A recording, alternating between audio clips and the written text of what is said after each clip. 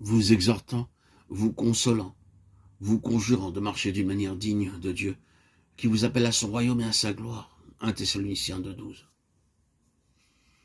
Dans Romains 8,18, nous disons que nos souffrances ne sont rien comparées à la gloire qui sera révélée en nous et à travers nous.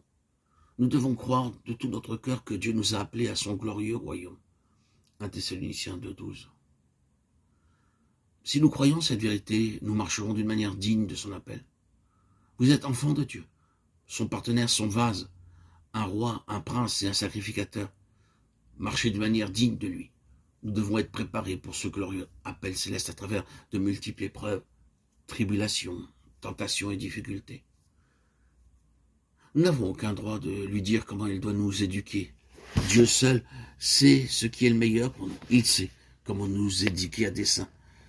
Un héritage est lié à la nationalité que nous recevons de nos parents, de même comme enfants de Dieu, le caractère de notre Père céleste et les traits de la nationalité céleste doivent se manifester en nous. En tant que pécheurs, nous sommes remplis de péchés, de honte et de souillure.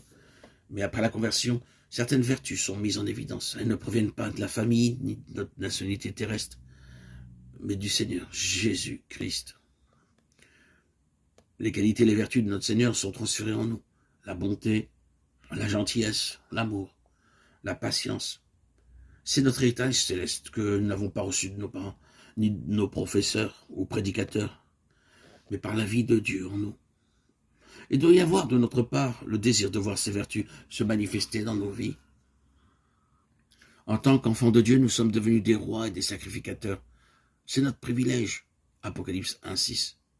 Il mesura la muraille et trouva 144 coudées, mesure d'homme qui était celle de l'ange. Apocalypse 21,17. Ne pensez pas que ces paroles ne s'adressent qu'aux apôtres, aux martyrs, aux prophètes. Elles sont pour chacun. Tous ceux qui sont lavés et purifiés par le sang du Seigneur Jésus-Christ sont nés dans une famille céleste et ont été faits princes et sacrificateurs pour Dieu. Par l'héritage, vous avez un avenir. Si vous êtes né dans la famille royale de Dieu, vous savez qu'un jour vous régnerez pour toujours dans son royaume. Et vous êtes préparés en vue de cela. Pour finir, nous sommes choisis pour être l'héritage de Dieu même.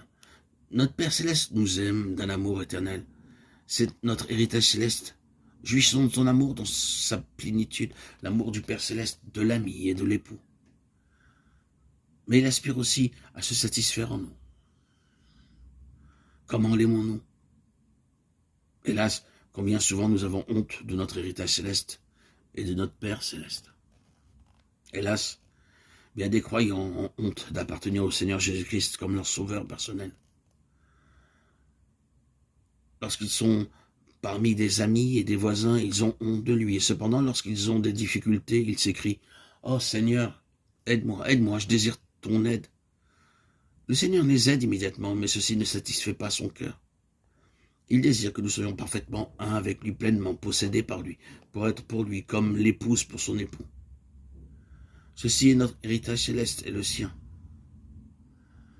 Que le Seigneur nous accorde une plus profonde aspiration pour ce glorieux héritage et une véritable compréhension de sa signification.